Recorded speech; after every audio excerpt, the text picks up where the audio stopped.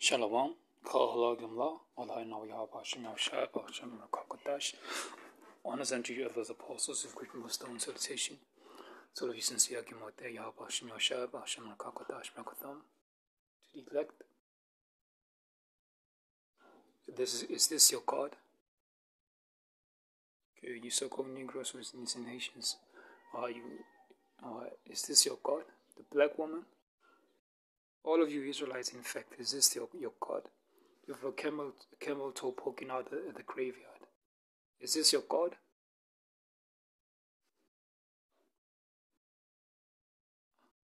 Women are God. They deserve, these are the queens. Yeah. Unbelievable. It says this woman is possessed by heavy demons. Take a look. The brother quoted Mark 5 and Mark chapter 5, verse 1 to verse 5. Okay. Unbelievable. But it is believable. It is believable. It is actually, we can actually believe what we see with our own eyes. Because it has been foretold in the Holy Scriptures, these things are going to come to pass. They're going to wax worse and worse. But the righteous, as it says in Job 13 and 13, they're going to hold on to their ways. They're going to hold on to their ways. So the same thing with the wicked, they can only excel in wickedness. And the black woman is being looked up in the society as if she's something special. She is especially wicked. Eve, you're wicked. Very few of you are going to be sanctified through the believing husband. Only through childbearing shall you be saved. Yeah, this Ecclesiastes 7. It's like it. Ecclesiastes chapter 7.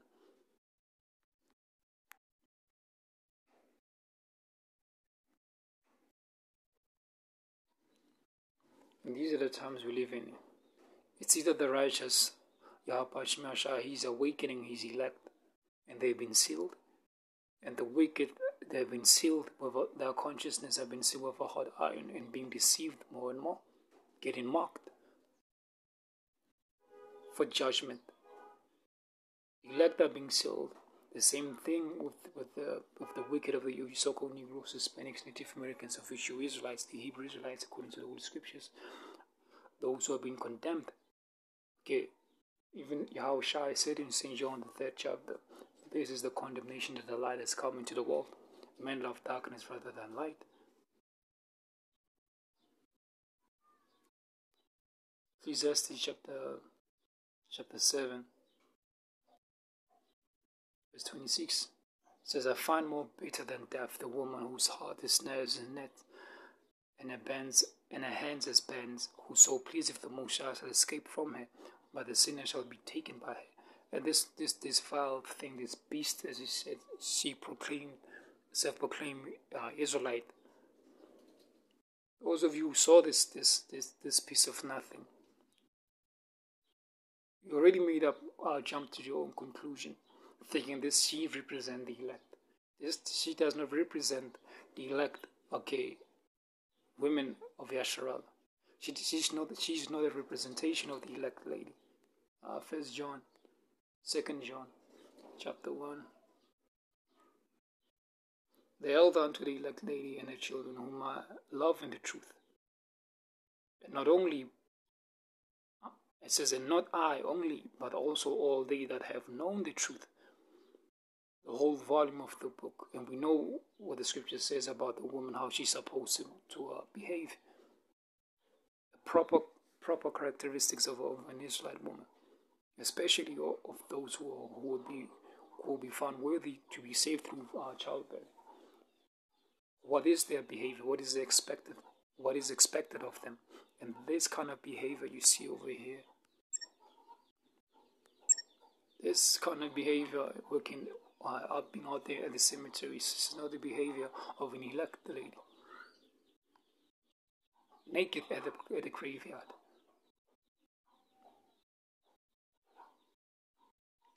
And guess what? There are those who are controlled by the left-hand side spirits, who just bugged out that Esau is going to utilize them to demonize Yasharal. to demonize the truth. And this is just an example of the kind of materials which Esau he's going to be using, these filth such as this. But it's all good. Those who please the Yahawashi will not be deceived by her.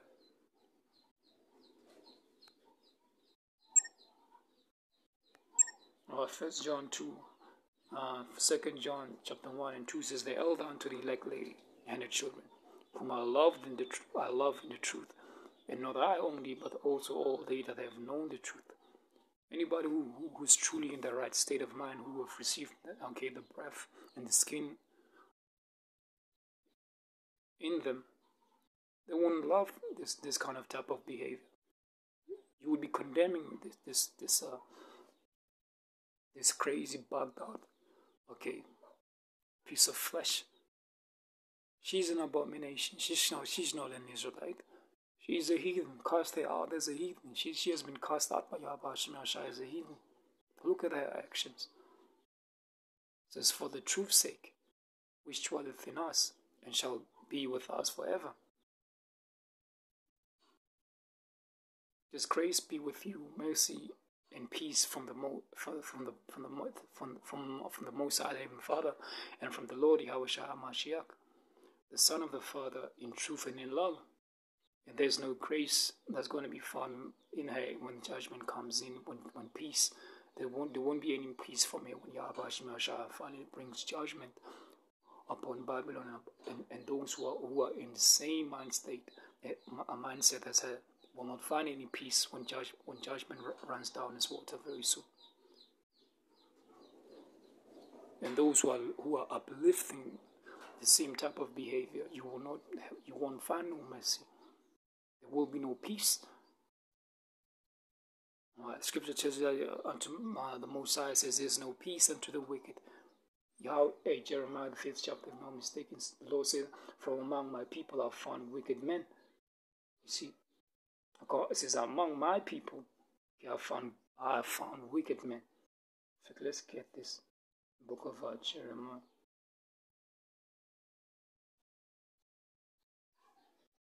Let's go to it in Jeremiah.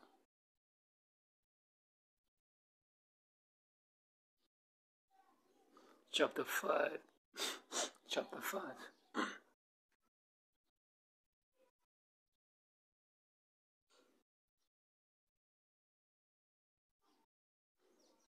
Jeremiah chapter 5, verse 26.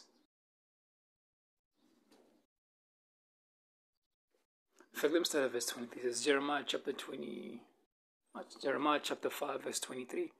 But these people have a revolting and rebellious heart. They are revolted and gone. Alright, then let's jump down to the point. It says, from among my people I have found wicked men. They lie in wait, as he that searcheth the snares, and they set a trap, they catch men. See, so as the cage is full of bears, so are the houses full of deceit. Therefore they are become great and waxen rich. You become rich in wickedness, man. That is your prized possessions. Wickedness. You're not taking pride in righteousness.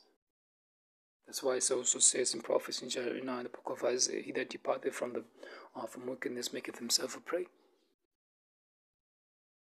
You become an open target if you're condemning wickedness. That's how wicked this place is, and that's how wicked a lot of you so-called Negroes, Hispanics, Native Americans, you Israelites, you've become so wicked that you're promoting all of this shit. All this abomination that's happening, you are all for it. And there's going to be a judgment day. A day of reckoning will come soon. A day of judgment will come very soon. For following a vile beast such as this, among many others.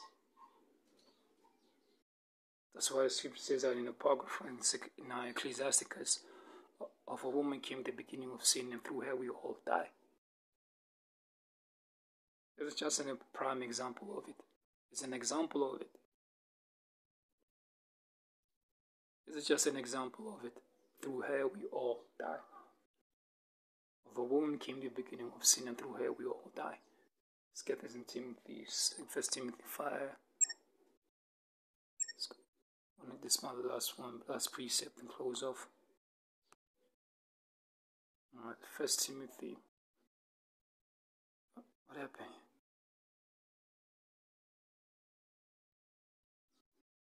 1 Timothy chapter 5.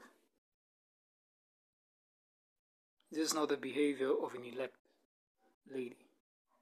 Okay, it is not the behavior of an elect lady. 1 Timothy chapter 5, verse 6 says, "But she that liveth in pleasure is dead while she liveth." It says, "And these things give in charge, that they may be blameless." Alright, that's why you know how beginning of the elders apostles very much know how they be getting down on women, what is expected of them. Okay, so there's true, sincere, sisters out there who actually do believe what is expected of them. What does the scripture say? They must keep silence. Okay, they must keep silence and know their place. Be shamefaced, as it says here in 1 Timothy also. I believe it's chapter 2.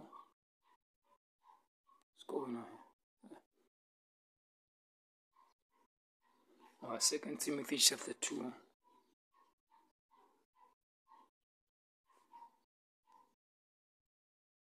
It's not the kind of a buzz you're supposed to be making, the kind of a noise that a true Israelite woman should supposed to be making. This kind of a noise in the nation. For these reasons, this is not kind of reasons that you're supposed to be making noises. That an Israelite woman should be known in the city through this shit. What a shame! What a shame! In fact, I'm just gonna have to go to Proverbs chapter 31 after this one. It's 1 Timothy chapter 2. Let me see.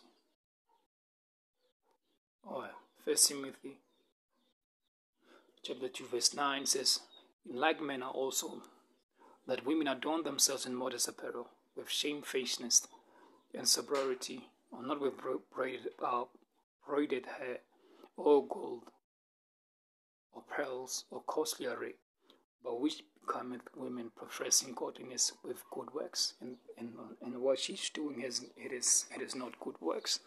It is all but wickedness. Ecclesiasticus. Let me see.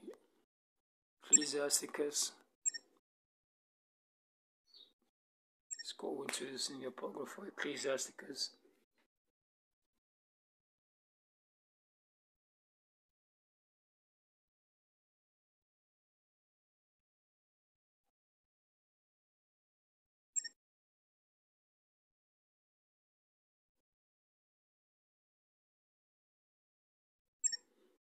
Ecclesiasticus 20, let me see, 25, or the 26.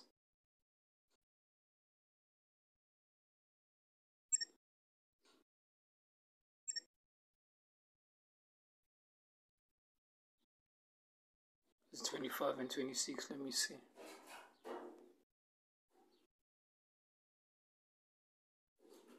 Ecclesiasticus chapter 25, verse 20 says, "A wicked woman abateth the courage, maketh an heavy countenance and a wounded heart." A woman that says, "A woman that will not comfort the husband in distress, maketh weak hands and feeble knees." It says, "Of a woman came the beginning of sin, and through her we all die." It says, "Give a passage." Says, "Give the water no passage, neither a wicked woman liberty to gather abroad. If she go not as thou wouldest have her, cut her off from thy flesh, and give her the bill of divorce, and let her go." And these are the end results of when women have been given the liberty to gather abroad. This is just the result of it. These are the results of it. A wicked, bugged out woman such as this. fact, let me just try chapter 24 and see what happens. Verse 26. Ecclesiastes 26 and verse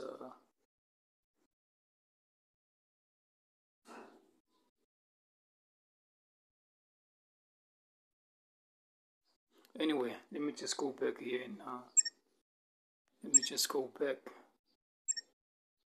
in 1 Timothy 2 and verse 6. I'll put that precept in the comment in the description box, Lord willing. There's a 1 Timothy chapter 2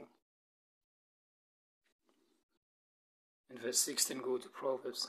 There's a 1 Timothy chapter 2 and verse 9. It says, likewise, it says, in like manner also, that women adorn themselves in modest apparel, with shamefacedness and severity, not with braided hair, or gold or pearls, or costly array. She's not shamefaced, and she got braided hair on her. It says, but that which becometh women professing godliness. How can you say? It says that becometh women professing godliness with good works. How can she be do all this madness that she has done, and still say she's an Israelite, she's a Hebrew Israelite, identify herself as being an Israelite? How dare she? That's why it says in Ezekiel 9 chapter, the maids and the women slay them heartily and have no pity, because of actions such as this. Hey, also that down there in Ecclesiastes, when Ecclesiastes chapter 7, when you read further down, it tells you that the Most High have made men upright. Okay, it says King Solomon said, of 1,000 I found none, but only one man have I found among 1,000. Because these are the weaker verses. It says 1 Timothy 2 and 13, for Adam was first formed, then Eve, and Adam was not deceived, but the woman being deceived was in transgression. Notwithstanding, she shall be saved in childbearing if they continue in faith, in charity, and holiness with severity. If they continue in faith, and that's a given. If you women, you're gonna keep on abiding, dealing righteously with the men of the Lord. If not, you're fucked. Okay, you're doomed. All praise and glory be unto Yahawah, Rawchaa Qadash. Honors and shield his apostles, the great Muslim, Shalom, death to displacement. Alright, Shalom.